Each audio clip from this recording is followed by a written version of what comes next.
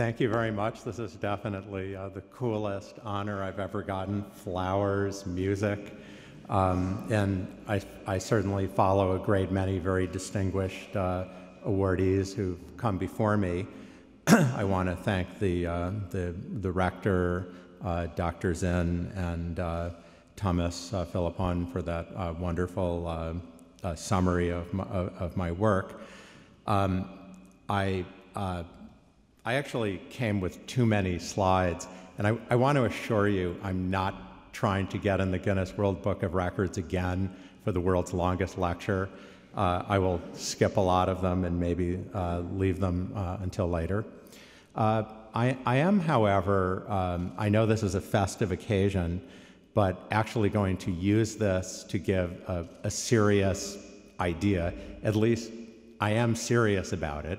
You may think it's a little whimsical, but I can say that in economics, I think in academic general, sort of the ideal trajectory for your research is that everyone says you're crazy and goes on record as saying you're crazy, and then later they forget that and say that it's obvious what you said.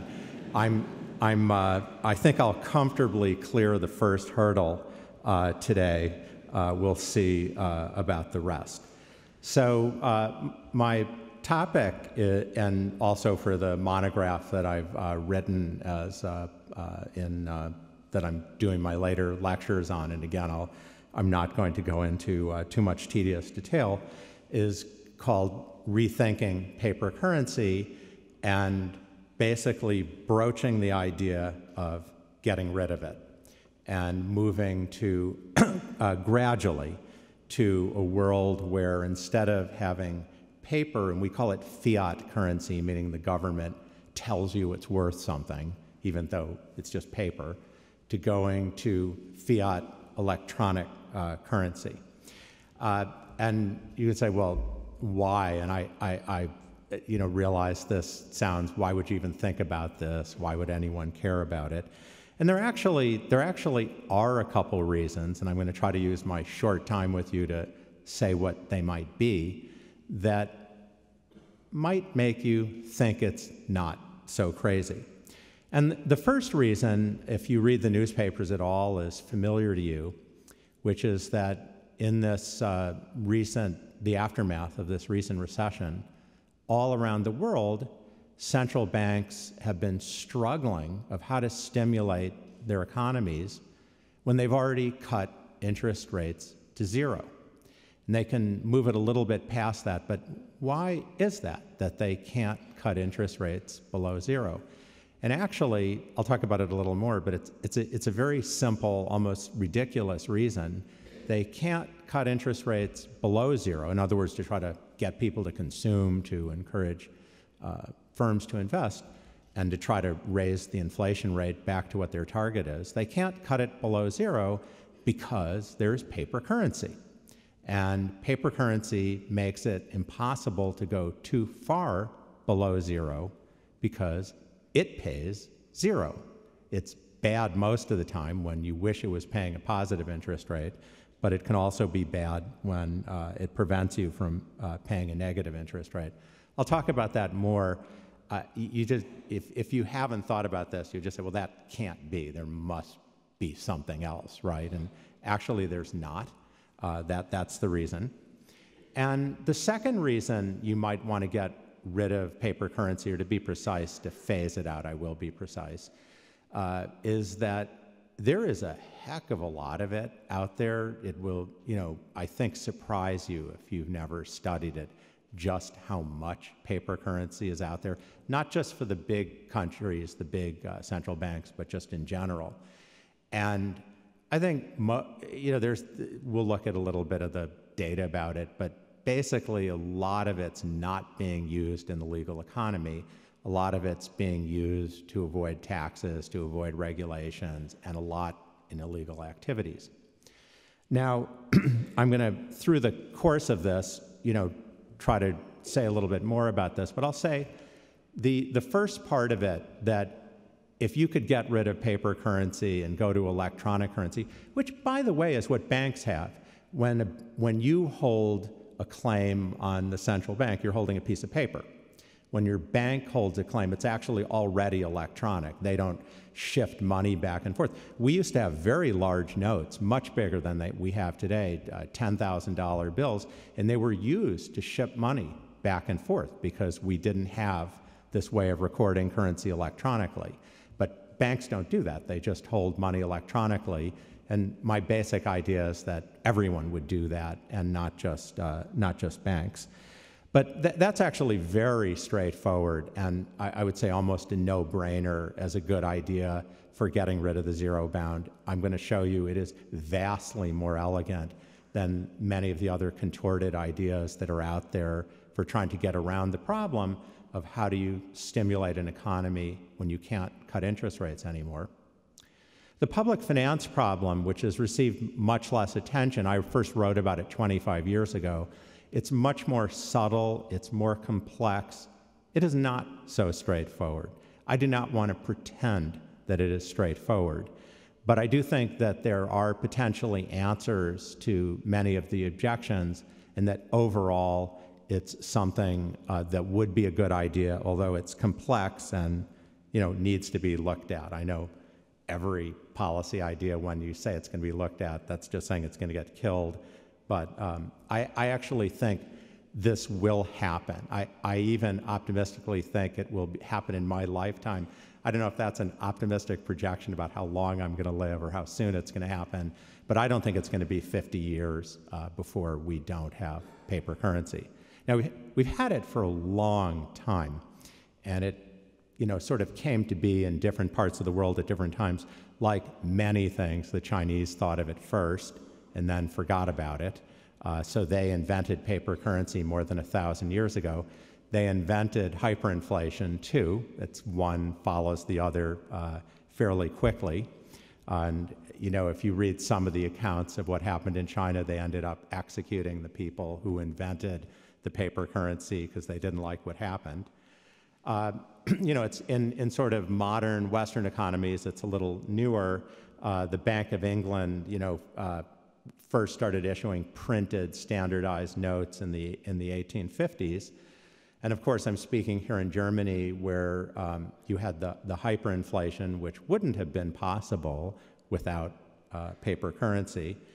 And many countries have done this since. Since 1970, Brazil's had 2 hyperinflations. The Democratic Republic of the Congo has had 3 hyperinflations, and I won't, there's a different translations of what trillion means, but they've had lots of inflation in those countries. The money's not worth much. And inflation is not something that's disappeared. Nowadays, that's not what we worry about, as I'll get to in a moment. But if you go to the emerging world, the emerging markets, there are many countries where inflation's on something of a slippery slope. Venezuela has inflation. Well, the IMF says it has inflation of 65%. It's probably much higher. Argentina, the IMF won't even report what their inflation rate is because they don't agree with the official numbers. They have very significant inflation. And there are a lot of countries, Russia, India, Turkey, Vietnam, where inflation's sort of pushing towards double digits and is a source of concern. But in modern economies, that's actually not the immediate problem. And I want to say, don't forget that it can happen. And I think some of the ideas that have been advanced for getting rid of what I'm going to talk about now is low inflation are a little bit naive about thinking high inflation could never happen again. I think in my work on financial crises with Carmen Reinhardt, that's been a common theme of ours. Even before this financial crisis, that advanced economies have differences with emerging markets, but they're not as sharp as people sometimes think. So inflation in Europe, is now drifted down towards 0.5%. It's even a little lower than that in Japan. And that's quite a bit less than the European Central Bank wishes it was. And in the fight to bring up inflation, the targets are typically something like 2%. I won't go country by country. In the fight to bring up inflation, most of the advanced economy central banks have brought their interest rate down, or the moral equivalent, and they've started playing around with more exotic policies I'll talk about in a minute, like quantitative easing.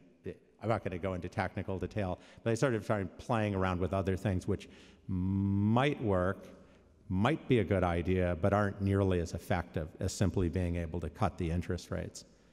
Now, here in Germany, having had the hyperinflation, you might say, well, why am I worried about low inflation? It's a sort of a variant of you can never be too rich or too thin. What would be a problem with having very low inflation? And I'd say there are a few problems, but I'm going to highlight two. One is that we are in a world where public and private debt is very high, and it is, in some sectors of the economy, a drag. Not everywhere, not all the time, but I think only a blind polemicist would deny that. And when you have very low inflation, it basically helps the creditors, especially when it's not expected. It helps the creditors. It raises debt burdens. When you have high inflation, it makes it cheaper to repay debt. When the inflation is higher than you had expected, and when it's lower than expected, wages, prices, they aren't going up as fast, and it makes it worse. And so one reason is having very low inflation exacerbates this, what I would describe as adverse feedback loop between low growth and high debt, makes it worse. Another reason, and this is sociological, it's something Keynes hypothesized, nobody really understands, but it seems to be true. Wages don't like to go down in our modern societies, although I'm well aware they were cut in Germany in many companies in the crisis. But you see that it's very painful. And yet somehow when you have inflation and people aren't getting as big a raise as the inflation rate, that doesn't seem to be quite as big a problem. There's some debate we could have about that, but that's the general idea. So having some cushion of inflation is sociologically something that's helpful. And so you want to be able to have higher inflation sometimes. I'm not going to get into a debate today about what the inflation rate ought to be, but it's not even 2%, which is what people are targeting. Now, I'm just going to say parenthetically, I will treat it more in my later lecture on this. I'm not sure if we adopted my wonderful idea of phasing out paper currency and having electronic currency, that would quite be enough just on the monetary side of things. I'm not sure it would quite be enough because I have a feeling that in adopting independent central banks and moving to inflation targeting, and my 1985 paper that Tama referred to introduced the idea of having independent central banks before, back then only the Bundesbank and the US Federal Reserve were. And I introduced also the idea of inflation targeting, but I said it very clearly in that paper, there can be too much of a good thing. You don't want to be too inflexible. And part of the reason is that there are problems that you hadn't imagined would exist that an inflexible regime would cause problems with, and I gave examples. And I think we've had an example of that, but let's set that aside till towards the end of the lecture. So let me just review this idea that just, it's so primitive. I know we're expecting, Hans-Werner Zinn's work was very advanced mathematics, and if you take courses here and see Thomas Philippon's work and others, there's like a lot of math. How can an idea so ridiculously simple as just having paper currency really be something important in today's economy? It's so crude, it's so primitive. And yet, if you talk to central bankers, privately at least, that's exactly what they worry about when they think about cutting interest rates. They're afraid there will be trucks lined up at the central bank to take large denomination notes, carry them all over, but in particular to banks who will store them in vaults. You have to insure it, But, it depends on the country, it depends on how good your bank vault is. Really doesn't seem to cost more than 1/4 to 0.5%. And they'll start offering better deals than the bank is, and you basically can't get the interest rate down too far. Not to mention, it would be great for crime movies and stuff like that with all these trucks of cash going around. So I will say there was a paper by Willem Bouter in 2009 where he had a very clever description of paper money. He said you can think of paper money as a anonymous, zero-interest bearer bond. And the central bank's offering that. Now, actual bearer bonds, where you just mail in the coupons, there's no identity, it's not registered. Not every country ever offered them. Not every country offered them, but many did, many states did. They've actually been phased out of most countries in the world. There are a few that you can still find them. What do you know? Luxembourg's one of them.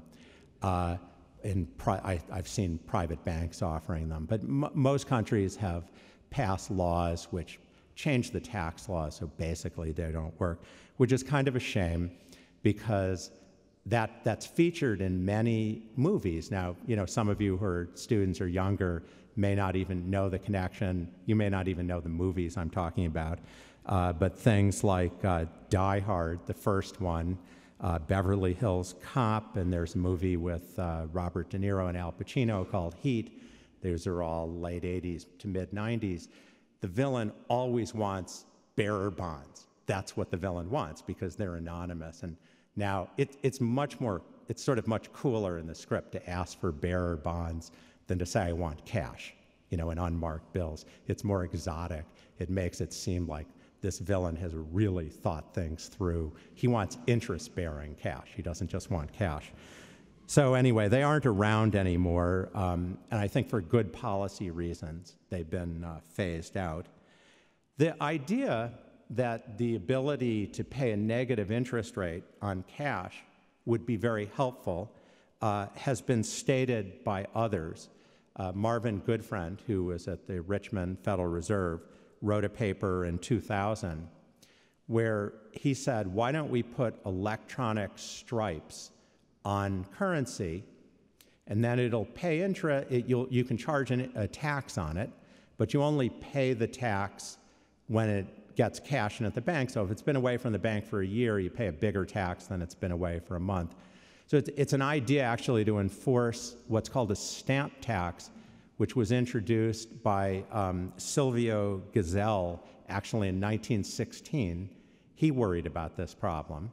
What do you do when you want to pay a negative interest rate on money? So he had this idea it would have to be stamped every year, every 6 months, and it's worth nothing if it's not. And there were actually a few instances of this during the Great Depression, and Willem Bouter surveys that.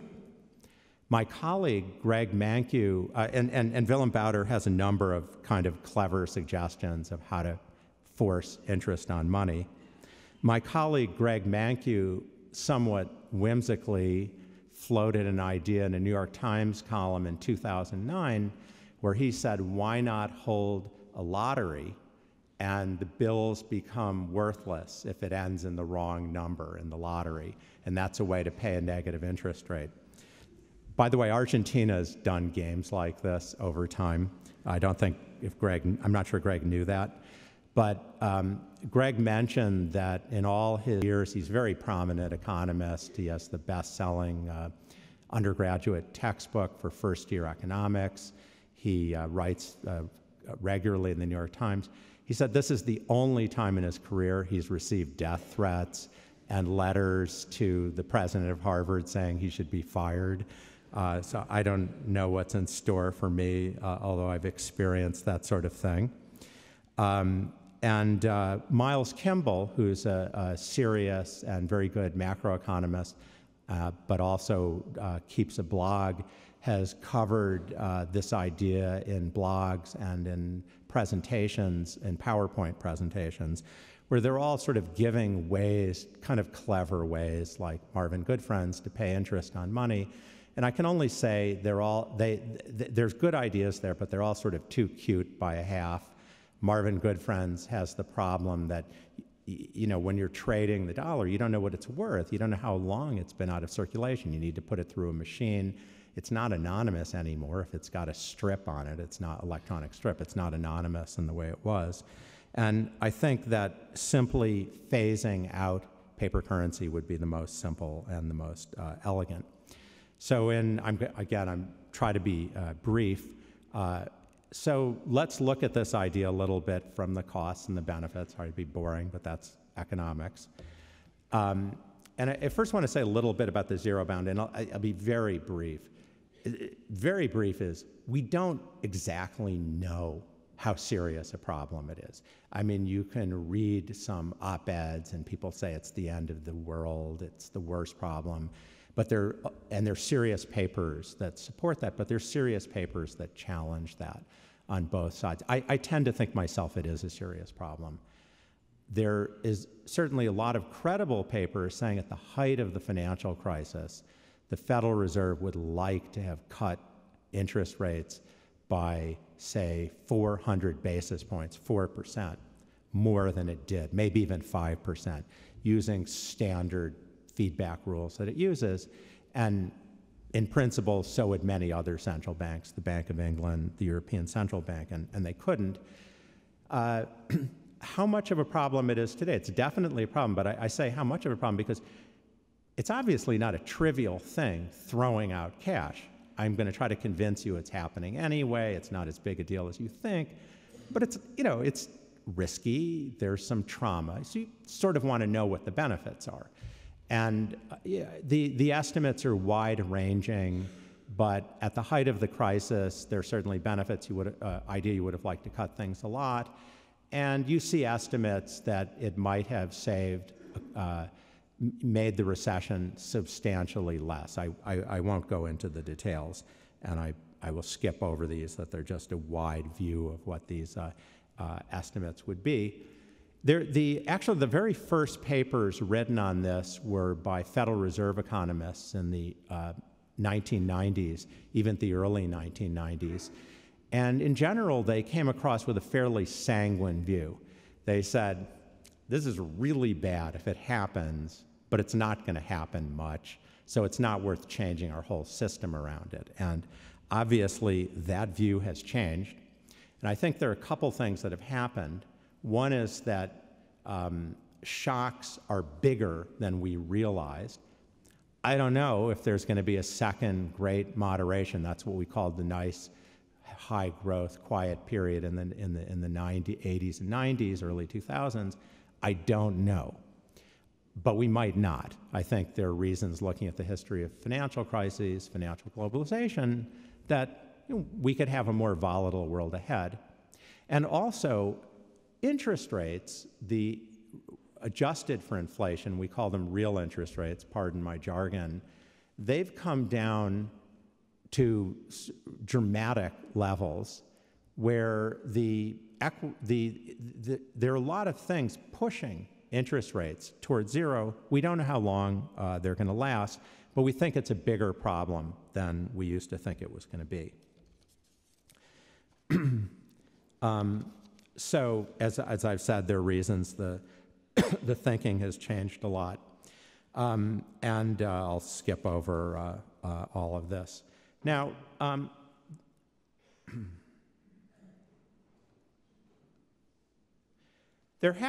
proposing what I think is overwhelmingly the most elegant solution to what central banks could do to get rid of this problem. There have been other proposals. I was chief economist at the IMF in the early 2000s, and Olivier Blanchard wrote a paper in 2010 proposing that instead of targeting 2% inflation, how about 4% inflation? Then you have more of a cushion. I mean, the idea, and if you're not trained in economics, this might not seem natural, but maybe I could convince you it was. The idea is if inflation's a bit higher, then once we've all adjusted to it, all the interest rates would be a bit higher. And there's sort of more room to cut the interest rates. That was Olivier's idea. Paul Krugman had mentioned a variant of this in 1998 for Japan and came back to it in 2014. It's not something I have any, strong aversion to. In fact, when I was chief economist at the IMF, I wrote an op-ed in the Financial Times in 2003 saying that the European Central Bank should target something higher than 2% because it's a very diverse region that needs more room to have variation within the region.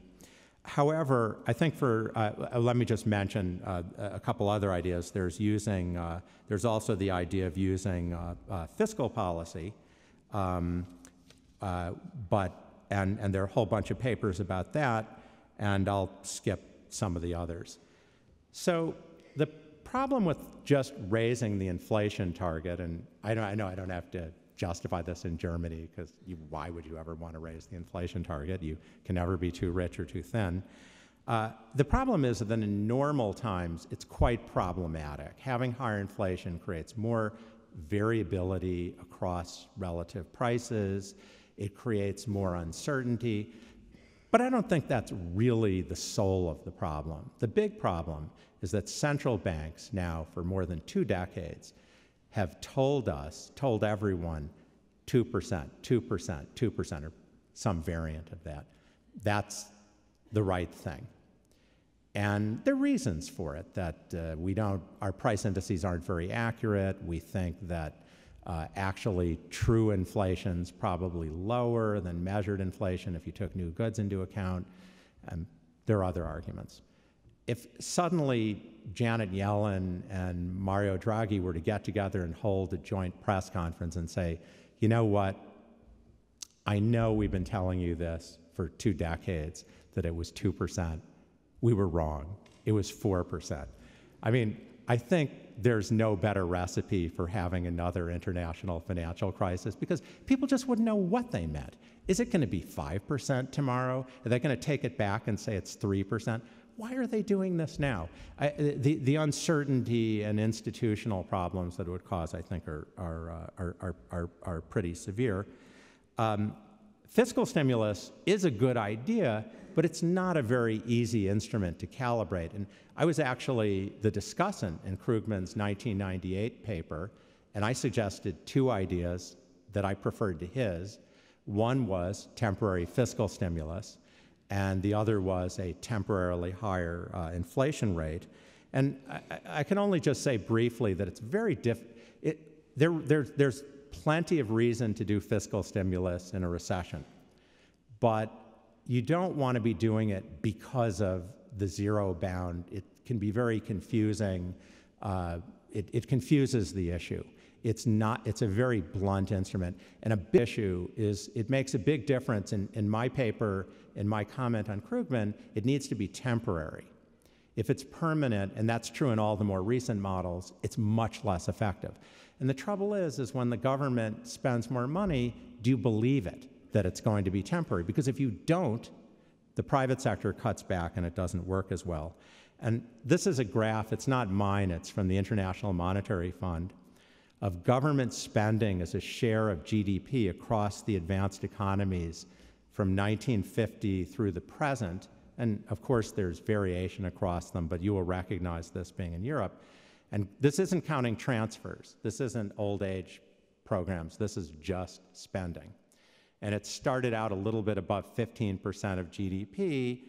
It's marched up to, in the 40s.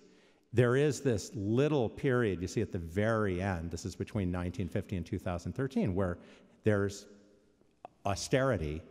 But you look at this graph and you don't necessarily say that it jumps out at you, that that's the big problem and big solution is government spending, although there is a role for it.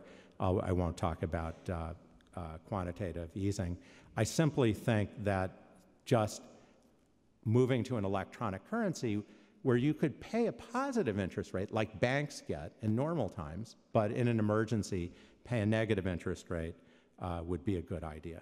So I'm sure I'm running out of time, and I don't want to set the world's record for the longest lecture. I, by the way, also have the record for the world's shortest chess game, but that's another story.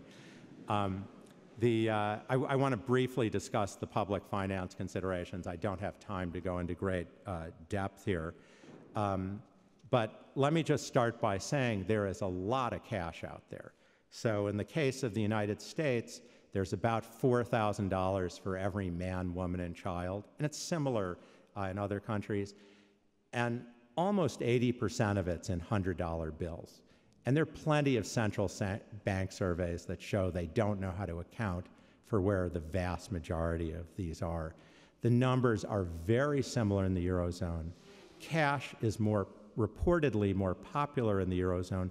You have much bigger underground economies, and it's a little bit difficult to separate out how much of where that reporting is because the tax evasion's an issue.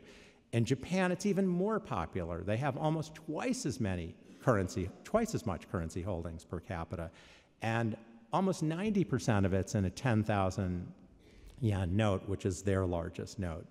I'll skip these graphs, which just show these trends happening.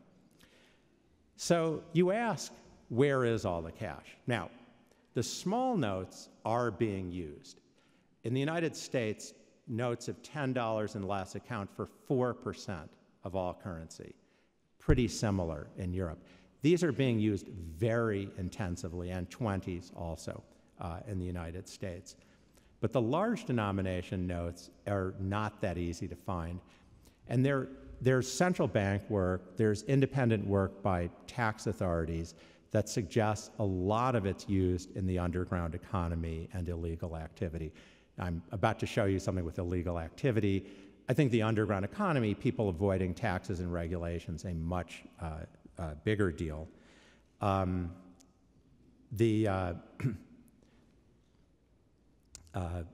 This is just a survey done by the European Central Bank that asked people who reportedly use cash a lot, how much is in your wallet? And it's under €100 for everybody in every country, but they need to be holding several thousand euro to account for what's going on. I think a point is that the underground economies are huge. And if you could just shrink the underground economy by a couple, 2 or 3%, it could more than compensate for any revenues that the government loses through printing money. And I wrote about this 25 years ago. So where is the cash? This is a picture from a February 2014 raid of Joaquin El Chapo Guzman's, one of his houses in Mexico, where there was 200 million in cash found. This was just one of the pictures. By the way, he also kept a lot of wild animals, lions, pumas, and I can only say in the pictures they look very well fed. I don't know what he was feeding them, but anyway, this is not an uncommon thing. And I think if you look particularly at US policy, the way that currency is used in the drug world, in Colombia, in Mexico, is really very harmful for these economies, although I will acknowledge there may be other countries like Russia where you might be more willing and more interested in supporting the underground economy. I don't know. Okay, I mentioned it. I won't even give my exact plan, except that I'll say I envision phasing out the large denomination notes first, introducing universal debit cards that are heavily subsidized, no transactions fees for low-income households. I guess I should call them Obama credit, except that might not go over very well in the United States, but it's actually rather parallel idea of providing this before you even consider phasing out small bills. I would leave small bills and coins in place for a very long time, but I believe if you got rid of the large bills, it would accomplish a lot of what you need. So let me just conclude with a couple of the arguments people give why this is a bad idea. There are many. One is, what about a disaster? So people mentioned to me Hurricane Katrina, the federal government in New Orleans. The federal government shipped in cash, and it was actually the best thing we did because there was obviously no electronics were working, and they had cash. But that's a silly reason to hold a whole economy hostage. You can put in paper IOUs. You don't need to be having currency in order to do that. A more serious issue might be we do want to protect some kinds of anonymity, and there's clearly a balance in society. We don't necessarily want to protect El Chapo Guzman's anonymity, but there are laws that they're on our books, but at least in the United States, we don't really mean to enforce them rigorously. And a classic example is marijuana, where eventually, actually, it is going to be legal, and a lot of the experimentation that took place around the edges of the law obviously was in cash. Sidebar, marijuana has become legal in the state of Colorado and California, and it's actually caused a lot of problems with cash management because it's legal in Colorado law, but it's not legal in federal law. Banks need to obey federal law, so they're not able to work with these companies selling marijuana. And there's large boatloads of cash being shipped around legitimately by these companies because they aren't able to use banks. This is a solvable problem.